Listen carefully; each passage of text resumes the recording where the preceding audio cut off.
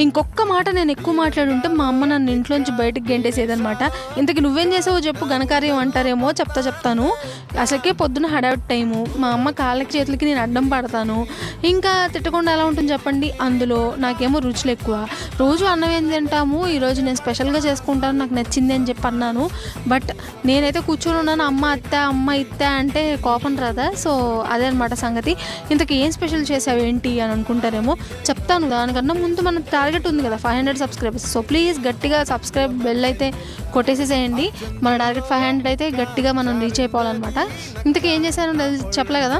దోశల్లోకి tomato ఉల్లిపాయ chutney and methi chaman curry and jeera rice అయితే చేశానమాట. ఇంకంతే, అవ్వడమే పరుగు అనమాట. ఫుల్ రెడీ అయిపోయి ఇంకా టిఫిన్ తినేసి బాక్స్ అద్దుకుని పరిగెత్తానమాట. మీరైతే అస్సలు సబ్స్క్రైబ్ మర్చిపోవద్దు. అండ్ రెసిపీస్ అన్నీ కూడా నెక్స్ట్ షాట్లో వస్తాయి. ఉంటా మరైతే, బాయ్.